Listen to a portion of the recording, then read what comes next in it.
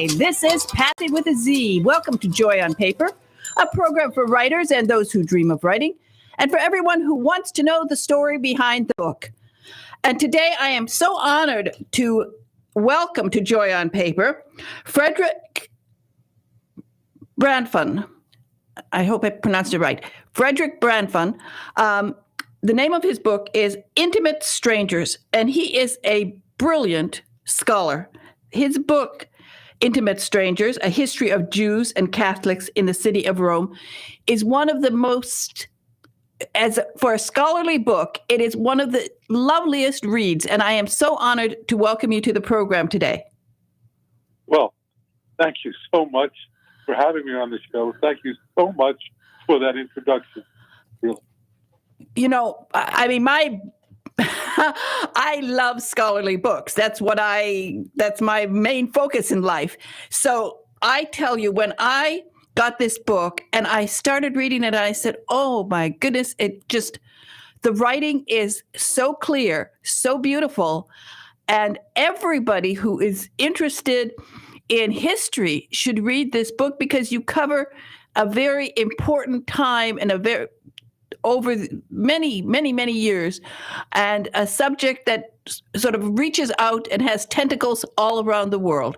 So tell us about Intimate Strangers, and I think it's an amazing book. Well, thank you very much. The book really is about the history of Jews and Catholics in the city of Rome.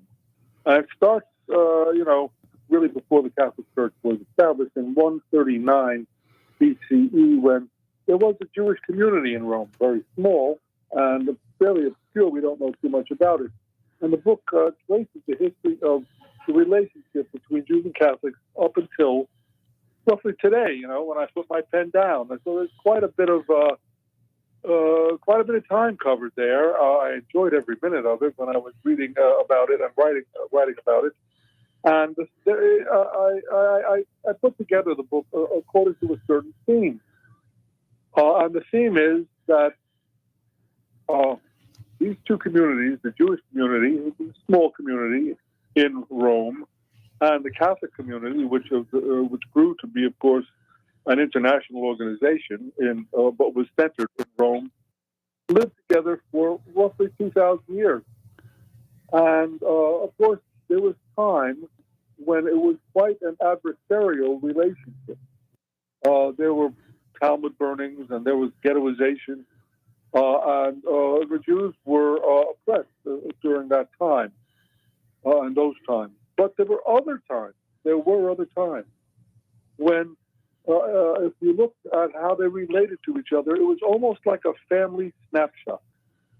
And they treated each other as family. They couldn't be family. Both Jewish law and Catholic law forbade Jews and Catholics from marrying, but they talked about each other as if they were family. And I think I say something about that they bump up against the limits of family. And over the years, this relationship developed. And like any family, as I said before, it was dysfunctional from time to time. But during World War II, what I noticed, when the chips were really down and the Jews of Rome were in deadly peril, many, many Catholic institutions and families stepped up to the plate and saved thousands of Jews. And then after World War II, there was a real reconciliation between Jews and Catholics. And on the cover of the book, there's a picture of Pope John Paul II and Elio Saaf, who is the former chief rabbi of Rome. Well, it is. I love that picture. And when I said that it has so much meaning, because when we're talking about Jews and how they've traveled all over the world, they're scattered all over the world. And when we focus on what went on in Rome, because it was a center point for so much of Jewish life, it really has touched Jews all over the world. And I myself have been, of course, to Rome many times. I love it. I've been to the ghetto. So explain, how is there still someplace called the ghetto, which most people will think is a word nobody uses anymore? Yes, well, it's where people call it the ghetto. They do. They call it the ghetto. Of course, it's not a ghetto anymore, but it's where the ghetto once was. Rome was a walled city. It was a city surrounded by a wall. And in 1555, Pope Paul IV decreed that all Jews in Rome could live in a restricted area that was itself surrounded by an inner wall. And Jews could live in that ghetto. They had to. They were able to go out and work in the other areas of Rome during the day. But at night, when the sun went down, they had to be locked inside the ghetto. And of course, when they went out to work during the day, their only job that was allowed them was rag picking. That is to say, collecting secondhand cloth and making it into mattresses and pillows, and maybe some shoddy clothing as well. But now, of course, the ghetto was the longest-lived ghetto in Rome. It was the longest-lived ghetto in Europe. It was founded in 1555, dismantled in 1870. So there was quite a bit of time, hundreds of years, when Jews were forced to live in this ghetto. But now it is just an area in Rome. If you get in a cab, you ask to take you to the ghetto, they know exactly where to take you. But of course, it's an area in Rome which is a center of Jewish life in Rome. The central synagogue is there, and a great many of kosher eateries are there, things like that. Yeah, it's a wonderful place to be. Oh, it is. It is. When you go there, the food is great. It's absolutely wonderful. Now, as you said, Jews were limited in what they were supposed to be doing, but Jews did a lot in Rome. Tell us about some of the interactions on the financial side and how Jews worked within those walls, and with the arts, the relationship to the artists of that period, long ago. Yes, first of all, prior to the institution of the ghetto, Jews lived all over Rome, and that was, in the 1400s, 1300s, and they were very much a part, and wanted to be a part, of the intellectual life of Italy in the 1300s and the 1400s, and they were very familiar with Italian poetry, Dante's Inferno. They were very familiar with the work of Michelangelo, Michelangelo's Moses, that was sculpted in Rome. And they were able to get Catholic artisans to make the metal and gold, silver fixings for the synagogue. And one of those persons was Benvenuto Cellini, who was a very famous artist. So they were totally involved. And in fact, there are certain Jews, wrote their own Jewish version of the Divine Comedy. And Jews translated the Divine Comedy into Hebrew and things like that. That was the cultural side of it. Now, in terms of the financial side, of course, Jews were permitted to lend money. So were Catholics, by the way. This is a gray area, really, in any society, and especially, let's talk about the 1500s. Capitalism was something that was on the horizon, and the world was turning from a feudal society to a capitalistic society, and people needed cash, and sometimes small amounts of cash, sometimes large amounts of cash. Jews did not supply large amounts of cash to anyone. If you wanted to send a boat to the New World, Jewish money was not financing that expedition. But if you had a farm, or if you had a dairy or something like that, Jews would finance that, bridge loans or whatever it is, allow you to pawn or pledge some of your items, and they were able to do that. Now, this, of course, was regulated by papal law, and on the one hand, the Pope, did not want it to happen at all. But what we say is that the Pope really loved liquidity in terms of financial liquidity more than he hated lending. So they were able to do so. The number of banks that they call banks, we wouldn't call them banks today, we really call them pawn shops. But the number of pawn shops or banks in the ghetto was regulated by papal order and was negotiated because Jews wanted there to be more banks, the Pope wanted there to be less banks, and this had to be negotiated. And eventually the Pope then established his own bank in Rome, but they didn't provide any interest. If you put your money in a papal bank in Rome, it was probably safe, but no interest accrued. In a Jewish bank, interest accrued. So the business model for the Catholic banks in Rome needed a little tweaking at a certain point. Well, you write about all of this. So, with scholarly writing, sometimes it really is like difficult for the average person to read it. But this book is so much fun and filled with anecdotes and stories and just information that people have not heard about. And we don't have very much time. I'm going to invite you back because I need more time with you. I love this book, and I want to promote it as a wonderful book for everybody to read, but also especially for authors because they really will find. I mean, this is like a source of material for. I could come out with like 20 novels just based on this book.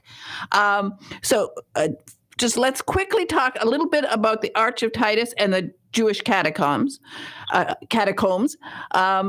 we will then finish today. But I'm going to have you back, okay? Well, I would love to come back. How could I not want to come back? Look at this thing. How could I not want to come back? Of course I'll come back. Okay, so talk about the Jewish catacombs. Well, the catacombs are burial sites, and we take it for granted, but in Rome at the time, and we're talking about the 2nd century AD or CE, and the 3rd century AD or CE, the Jews were allowed to have their own burial ground. It was just something that of course they could have it, and they did. When we say burial grounds, they were buried in caves. The caves were rock cut; they were man-made. There was a hill here or a hill. There are a number of them surrounding the city of Rome, and they would, with axe and chisel, they would cut passageways through the rock, and along the passageways there would be burial niches where Jewish men and women were buried, and there was usually, a sign or something that allowed you to see their name and or what their profession was, who their parents were, things like that, these Jewish catacombs were they were abandoned about the 4th century CE, but they were rediscovered in the 19th century, in the early 20th century. Unfortunately, you can't go to them. They are, I was very lucky to be given a private tour of the catacombs, but the average visitor to Rome can't go. One of the catacombs is being refurbished. And it is refurbished and restored so that tourists can go there. And this is the Torlonia catacombs. They're covered with wall paintings and inscriptions, and all the remains of the humans have been removed. But these catacombs in Torlonia are underneath the Torlonia Palace, and the Torlonia Palace was where the fascist dictator Mussolini lived during his time as a dictator, and he lived right on top of a Jewish burial ground. Wow. Sort of incredible. It's sort of incredible, but he did. Well, that's what I'm saying. There's so much. I think right there I could write a novel about somebody haunting Mussolini. I mean, we could just do a fantastic novel. Go ahead. I think so. That's why I think this book is so relevant and so important for people to read. And anybody going to Rome, you must read this book because you'll want to carry it around with you as you know, probably Kindle version because it's a heavy book, but it is beautifully written, really, really fantastic. So, Frederick Branfon, that's the right pronunciation. It is the right pronunciation. Okay, Thank you so much. Okay, Yes. So you're going to come back because what I want you to do is talk about not just your book, but how you did the research because you are a fantastic researcher. Okay? Absolutely. Please, I would love to. Okay. I would love to give credit. Love to give credit to all the people I read and enjoyed reading. Good. Absolutely. Well, I will send you an invitation. And meanwhile, people, get this book, Intimate Strangers, A History of Jews and Catholics in the City of Rome. It's by Frederick Branfon. It is a great book to read. I mean, you will not ever think that you're reading a scholarly book because, boy, oh boy, when you get into it, you can't stop reading. I just wanted to know more and more and more. So thank you so much for being on Joy on Paper today, Frederick, and we'll have you back soon, okay? Yes, thank you very much. Okay, thank you. Bye-bye now. Wow. You know, this is a lucky day for me. I get to talk about, first of all, I got to talk about Rome, which is a city I love, and now I get to talk about New York City with somebody who really knows New York City. Lucien Bloch has written a fantastic book, personal essays called Whistling in the Dark. And I am so happy to welcome you to Joy on Paper. Lucien. Hello, Joy. Thanks for having me on. Okay, thank you. Well, you know, my name is Patsy with a Z. Oh, I'm sorry. That's okay. I just wanted to... You're Patsy, right. Yeah. I'm sorry. I was looking at the wrong piece of paper. No, that's okay. The reason I'm saying it is that I thought you would find it interesting that Jimmy Hoffa gave me my name. Really? Really? I used to sit on his knee when I was a little baby, and he used to call me Patsy. And so that's quite a recommendation. Exactly. And because I was thinking about a certain New Yorker who played him in a movie. And that was not Jimmy Hoffa. Jimmy Hoffa was so sweet, and he was Midwestern. He was not. He was not from Brooklyn. Let's put it that way. Yeah. Well, I don't know much about him except that his burial place is a mystery. Well, maybe not. Maybe not to me because I was still in contact with him when he was in prison. So, so you never know. No. I might come out with a book, but I will not be able to come out with a book as good as your book. I mean, personal essays, Whistling in the Dark. You've given us New York as I didn't know so many things about New York that are in your book. And then, of course, you've also given us Vienna because you write so beautifully about your mother. So let's start a little bit with the New York stories because, for example, I didn't know about Lake Manhattan. I knew there's a lake, and I didn't know sort of the history of it. So all these little tidbits that you just make New York come alive. Well, thank you. Yeah, I've been here all of my conscious life anyway, and it's good material for me. I enjoy New York, and I enjoyed writing about it. And you know it so well and write so it's very compelling when you're writing. I can see you so visual. I can see what you're writing about, and it's really exciting. Well, thank you. I try to be as accurate as possible, but still imaginative about the metaphorical stuff. So I love writing personal essays. I started out writing novel fiction, and it just didn't work for me. I mean, they were pretty good books, but I didn't. 40 years later, I needed to rewrite a lot of the stuff. so I found a different form for it, which allowed me to be much more, it was much looser in a way than fiction, because it was just what was rolling around in my head. I didn't have to do it in the form of another character or a plot or anything like that. It's a very forgiving form, the personal essay. It is, and we get to go into your head. I think it's a beautiful mind you've got. Thank you very much. That's I don't know. Yeah, I do. I'm obsessed with language, as comes through in the book, I think, and it's mainly because I didn't. When I first started school, when I was 5 years old, my parents sent me to school. Wasn't until I walked into the classroom that I realized I didn't speak the language of everybody else. We spoke only French at home. I don't know why. My parents, who both spoke perfect English, kept English away from us. And it was a very difficult first year of school, I have to say. Yeah. So tell us where you started school. It was a progressive school across the street from where we lived, which I think is why they chose to send me there, because it certainly wasn't anything like their own values and ideas about behavior and all of that. But that's where I went. Didn't get a very good education. Actually flunked freshman English in college. But things have changed since then. I'm not going to flunk English again. No, I don't think so. Somewhere along the line, you learned how to write, because I have to tell people that you had a column in the New York Times. You've done such marvelous writing and award-winning writing. Part of it, I think, you like poetry. I started out writing poetry like many adolescents, but I didn't really stick with it. About halfway through college, I stopped.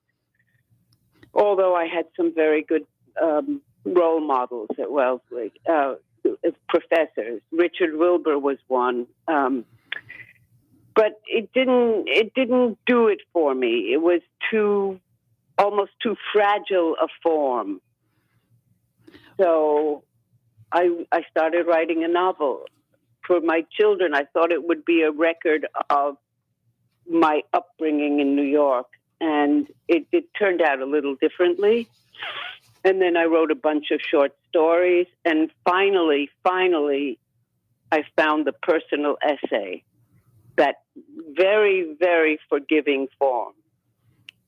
Well, when we're thinking about New York nowadays, the changes that you've seen over the years, it's tremendous. It's like, I don't know. When you look back at, I was recently looking back, doing some work about, doing some research about the automat. And so I was looking at some old, documentaries, old videos, and how nice the people looked. I mean, the streets were crowded. Fifth Avenue was crowded, but all the men are wearing suits and the women wearing hats. And a lot of the men are wearing hats too. Oh yes, yeah, yeah. Oh, I used to love the automat. That was a very special treat that my father took us to once in a blue while, and it was amazing. It was just. Imagine the whole choice that we had, which we never had at home, of course. You ate what was on the table. But I missed parts of New York. But, the Upper West Side has retained a lot of its character. It's still a very mixed community and very lively, very bustling streets. And it's an enclave of the old world in New York, with great restaurants. With pretty good restaurants, yeah. I know. As I said, even simple things like Lake Manhattan, which I didn't even know it had a name. Tell my listeners about it. Why is it there? Well, what's not a lake. It was originally called Mannahatta, Lake Mannahatta. It was not a lake. It's a reservoir that was created during the Civil War, and it was used to provide water for New York. And then there had been a reservoir on the site of the public library on 42nd and 5th. But that gave water downtown. But New York moved uptown. It's still kind of moving uptown. And they needed a new reservoir. So they built one during the Civil War and on the site of an old lake. So they called that first reservoir Mannahatta, but which is the old name of the island of Manhattan. And hello? Yeah, no, go on. Yeah.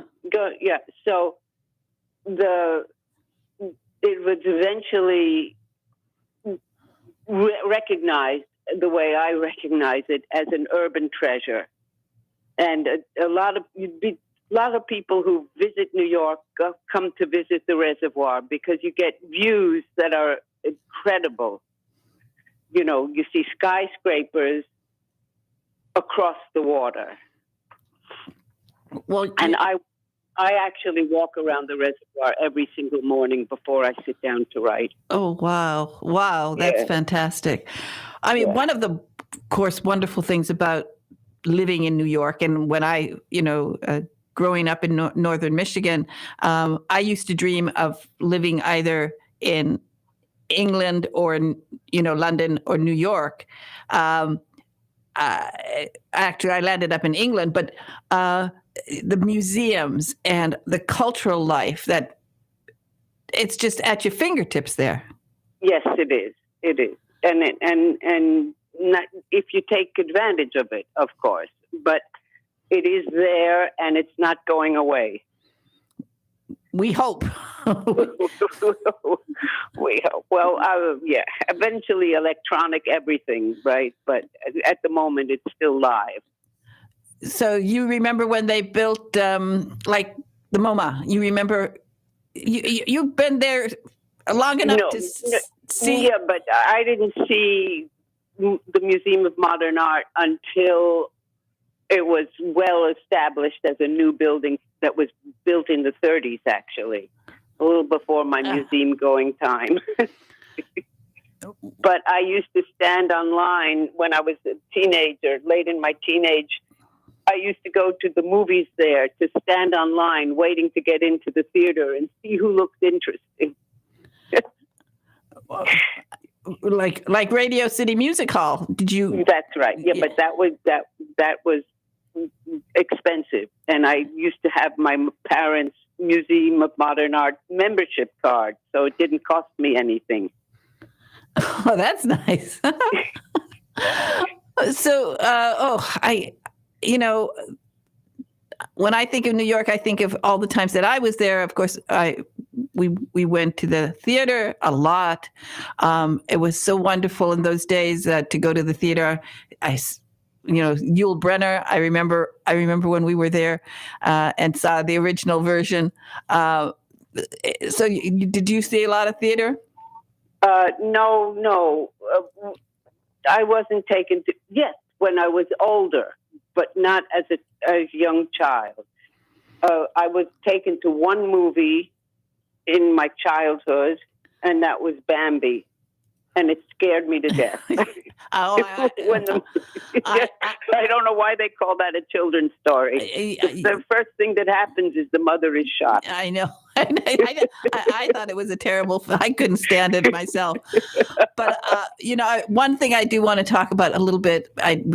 Again, it's always time constraint, but let's talk a little bit about your mother, because you write so beautifully about her. Well, she was a difficult mother when I was young and through my adolescence, because she was quite strict. But later on, when I started to have children myself, my views changed a little bit. She was a she was a very hard number to follow, I have to tell you. Very glamorous, very social, many things that I am not. But I got when she was sick for so long before she died, I did revise my view of her. And I mean, she always did stress the Vienna background much more than my father did, his Belgian one. So, if you grow up with the parents you get, you don't choose them. Well, I did like how you wrote about the Vienna, because I've been also to Vienna many times, and the Jewish life in Vienna was so vibrant, and I can see how difficult it was to lose that. Oh yes, and she's not the only one. Everybody who came from Vienna and had to leave it feel very much the same way about it. That it was a pearl of cities, and that nothing else can quite measure up. Not even Paris. No, I know exactly. And we have in my own synagogue, we have people who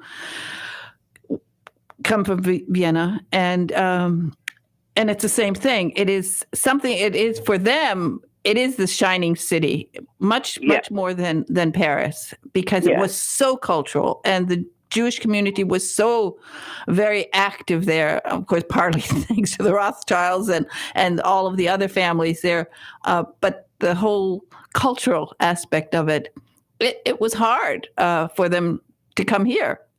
Oh, very, very. Yeah. And I think that's why they, particularly on the west side of New York in the 50s, there were a lot of Jewish refugees because it was a hospitable place for them.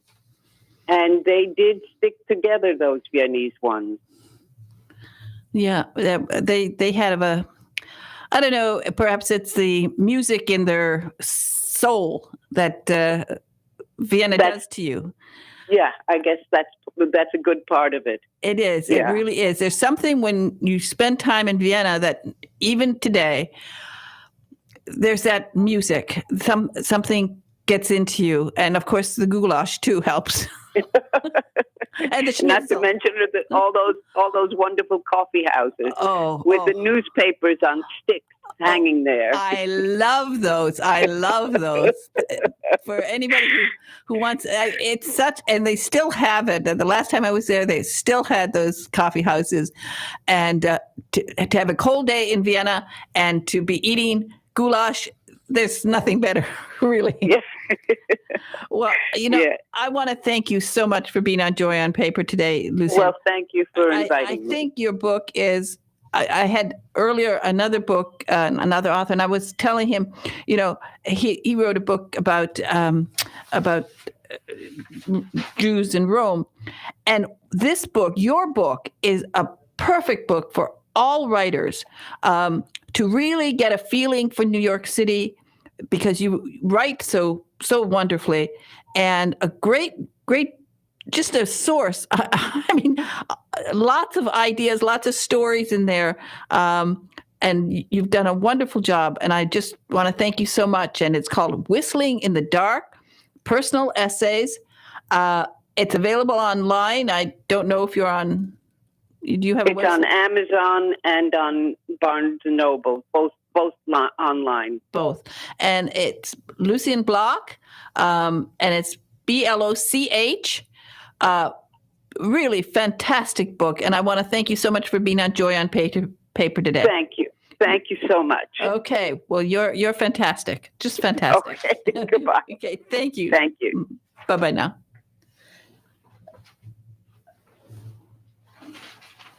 Okay. Now I get to turn to somebody who, well, he's a Florida guy, and I'm so excited about this book.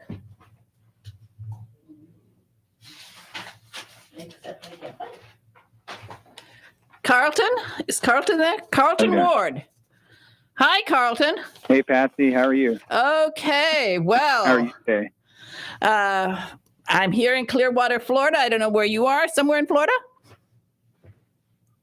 I'm across the bay in Tampa. You're in my native land. I grew up in Clearwater. My goodness, why didn't you come across the causeway? You could be here. I Could have done this in real life. Yeah, I didn't realize that. Oh, they should have told me because I would love to meet you here. And the name of your book is Path of the Panther, New Hope for Wild Florida. So, I mean, this is just a perfect book for us.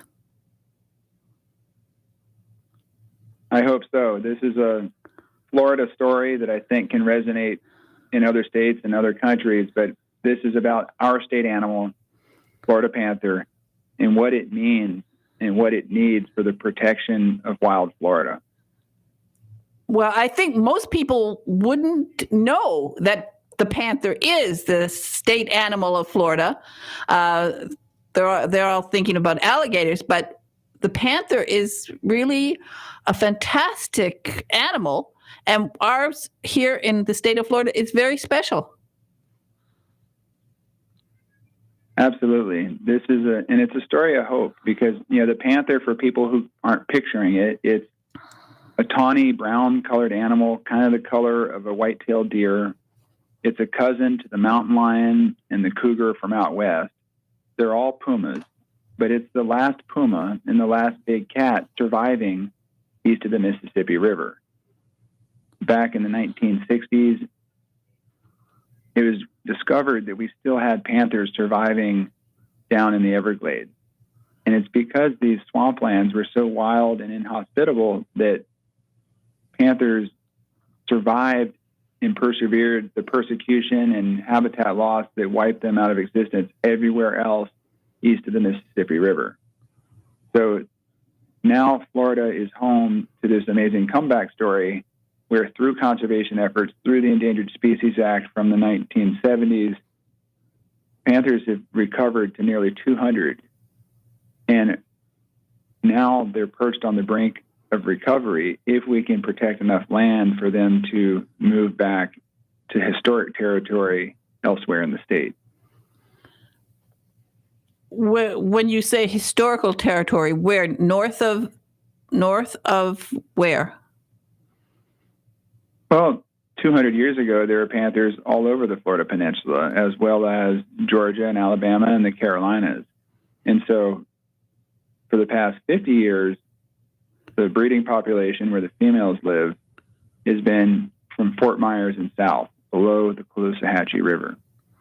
And one of the main characters of this book, and the main characters of also a new film called Path of the Panther that just came out through National Geographic on Disney Plus and on Hulu, is a female panther who is the first documented north of the Caloosahatchee River since 1973.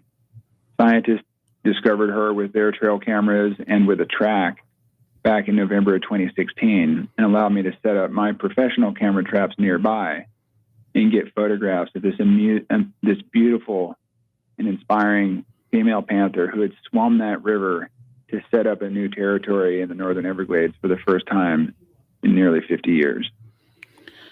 Well, when we're talking about setting up cameras, you spend a lot of time in the Everglades being very quiet and waiting to see a panther. I've done my share of that, and I've also recognized that no matter how long I wait there, I'm never going to see a panther often enough to get the pictures needed for this book or for the National Geographic magazine story or for the film. And so what I did was work with a tool called the camera trap. I made these custom studios with a professional camera and a waterproof box firing multiple flashes connected with an infrared trigger. You put it on the trail and try to predict where a panther may come through. And when it does, it trips the infrared beam and takes its own picture. That's the technique that provided most of the panther pictures you will see in the book. Some of those pictures took 2 years of effort in one spot. There are a few that took 5 years of camera trapping a single trail to get that picture that you see in the book. Wow. Now, for panthers, what's their life like down there? I've only been to the Everglades once, so I'm not sure. I don't think. I mean, I didn't go deep into the Everglades. So if it's deep into the Everglades, are they fairly safe? That there aren't people out there? There's certainly not allowed to hunt any panthers. Well, I can only speculate what it's like to be a Florida panther, but there is still a lot of open space for them. There's big public lands in the southern part of Florida. There's 4 million acres of contiguous public land around Everglades National Park and the lands to the north. And panthers do well there. They do very well on cattle ranches and citrus groves and timberlands. And so, there's space for panthers, and they can also coexist with people. There are panthers on the eastern edge of Naples who are, in and near the subdivisions of Golden Gate Estates and other areas. And you do get conflicts with people. They'll eat hobby livestock or pets sometimes in people's backyards if they're left unprotected, which creates conflict. But there's also a huge opportunity for coexistence, because what a panther needs is enough habitat where they can find some deep woods to have a den, and they need food to eat. And their preferred food is the white-tailed deer, but they'll eat feral hogs and raccoons and all kinds of wildlife. But as long as there is habitat and space and food, the panther can survive and it can recover. And that can happen not just in southern Florida, but it can be up in central Florida, Ocala National Forest, the pine woods of North Florida and the Florida Panhandle, the Appalachian Mountains. Panthers would do fine returning to all those places where they used to live if we give them a path and if we decide we can coexist. And that's a big decision. Not everybody is welcome to the idea. I mean, I think that exactly as you say, we can coexist. I come from northern Michigan. We step outside of our door and we could have a bear. We have certainly mountain lions up there. And we coexist, and rarely do we have any problems. It's funny, I live right here in Clearwater area, and one evening I came out to the underground garage, and I looked over and I saw what first looked like a dog. And I realized it's not a dog because we don't have dogs running around here without leashes. And it was a coyote, and it was right here, right in my parking lot. That's amazing. Yeah, coyotes are remarkably adept at surviving in urban spaces. Panthers need a little bit more land and a little bit more wild space. But you're right. It's all about coexistence. And we in Florida have accepted that alligators are among us, and we could accept that panthers are among us too. But really, the best thing we can do is continue protecting the Florida Wildlife Corridor, and that means helping farmers and ranchers who own big tracts of land who don't want to develop them to have financial resources to keep farming and ranching through conservation easements and other solutions. And by doing that, we will protect enough wide open green space that keeps panthers further from people. And that will be good for panthers and good for us. Of course, there'll be development and potential conflict along the edges, but the more of the Florida Wildlife Corridor we can protect as big, wide, connected green space, the better it's going to be for everybody. Absolutely. Now, panthers don't have any sort of enemies, other animals that prey on them, do they? How about the boa constrictor down there in the Everglades? The pythons in the Everglades pythons, yeah, haven't had any documented conflict with the panther itself. I think that it is possible that a python could eat a panther kitten if the den is left unattended. I think an adult panther would eat a python if they came across each other. But there is a connection there, and the pythons are decimating the small mammal population. So far fewer raccoons and other fur-bearing animals that the panthers need for their food. Fortunately, however, the pythons have been primarily in the wet areas of Everglades National Park and the River of Grass and those wetter southern spots. And the panther prefers the uplands where it can find them. And so there's not a direct overlap with their territories right now. Well, I think I've seen some pictures of you walking in the Everglades. Do the pythons worry you? I've never really encountered a python. I do carry a knife typically just in case, but no, I mean, the most dangerous thing I do or have done in all this work is drive my car to get to these places. Because once you're out in the wilderness, you're being vigilant. You're traveling with another person. You're using a walking stick when you're walking through waist-deep water. So there's an alligator down there. It knows you're coming before you step right into it. And, we haven't had any real problems. So I think there's a fear of the unknown that goes along with these places. But once you spend as much time in them as I have, you fall in love with them and realize that they're these amazing sanctuaries for wildlife and people who are adventurous and go visit them. Well, you look like you're home. I've seen some photos of you in the Everglades, and you're always smiling, so you look so happy. Yeah, some of my best times are when I'm standing waist deep in water. It's a privilege to be connected to these wild places and to then be able to be a voice for their protection through my photography, through the storytelling, through the partnerships with the many organizations that fight for their protection. And of course, that's what it's all about. It's about, and you started, of course, you started this whole conservation of the panthers. I think you started an organization a while back, and of course, National Geographic is fantastic, and all of the work for over 100 years that they've been doing in conservation. We owe so much, I think, to National Geographic all over the world, particularly in the United States, because Nat Geo has always been there talking about the importance of protecting the land and protecting animals. That's absolutely right. I'm very thankful to be a National Geographic explorer and photographer and to be able to wield that brand, because when we brought the Florida Wildlife Corridor story to Tallahassee through the story of the Florida panther, lawmakers paid attention, and it's because it was in National Geographic magazine, and it's a rare unifying brand this day and age. It's not like the New York Times versus Fox News versus MSNBC.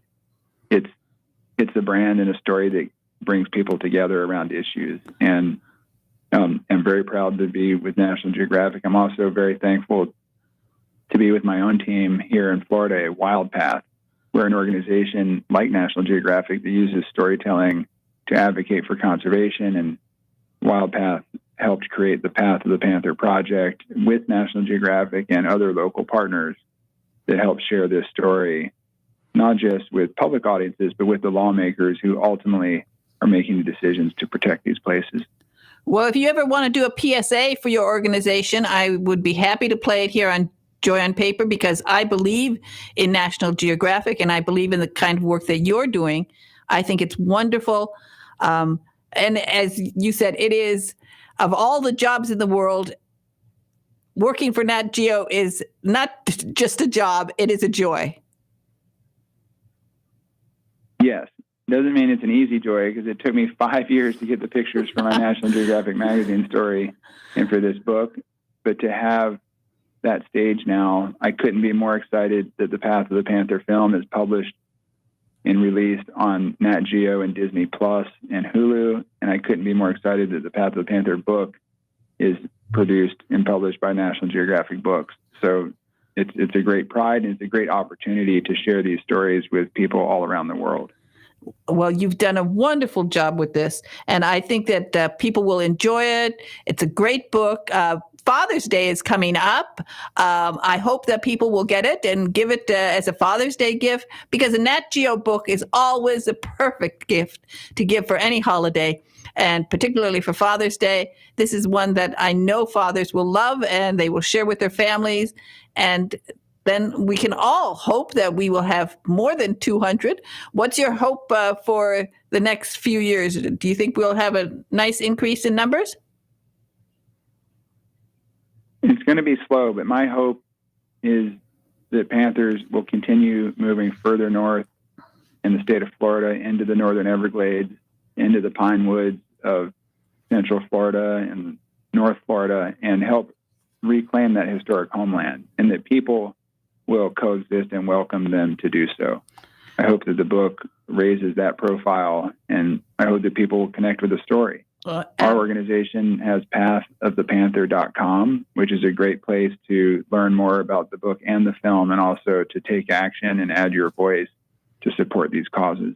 Okay, so do a PSA for me, and I will play it here on Joy on Paper, because Carlton Ward Jr., I think this book is fantastic. It's called Path of the Panther, New Hope for Wild Florida. It's available online. And of course, you can go directly to National Geographic Books. It's a wonderful, wonderful website. And then everybody look for the film. I haven't seen it yet, but I'm sure it's fantastic and inspiring. And what you've done with this whole thing of protecting animals, and particularly protecting the panther, which is a beautiful, beautiful animal. I just want to applaud you because you've done a wonderful job. Thank you, Patsy. Thanks for sharing the story. Let me know what you think about the film once you see it on Disney Plus or Hulu. Okay. Thank you very much. And then one day, perhaps you'd like to come here to the studio. You let me know, and you can come here, and we can talk more. Okay? That sounds really good. Yeah, we're neighbors, and we'll keep telling the story. Thank you very much. Thank you. Bye-bye now. Bye. Wow, that's a great story. Wow. Yeah, we can. My sister-in-law, she always opens the door in the morning and she says, "What animal am I going to see?" And she's always hoping for deer, although she has opened the back door and screen door, and there's a bear sitting there. Anyway, remember what I always tell everyone. One of the joys of life is to see your words on paper, or to hear them spoken in an audible book, or if you're very, very, very lucky to hear those magic words, lights, camera, action, and your book or books will be turned into a major motion picture, streaming video, or perhaps a series on the Hallmark Channel. And perhaps for Carol J. Perry, I want them to do Haunted Haven Mysteries. That's set right here in my backyard, and she just finished her third book. And so it's just fantastic. She's a great writer. She writes 1,000 words a day, people. You can do it too. All you have to do is get busy. Meanwhile, say something nice to somebody, and I will say something nice to Big Ed in the control room. Thank you, Ed. Boy, 3 guests today, so I was busy. Ooh, and so was Ed. And he saluted me. I saluted him. Everybody have a wonderful, wonderful weekend. It's going to be gorgeous, I think, all over the country. Get out there, smell the roses, smell the jasmine, and just be happy. Bye-bye now.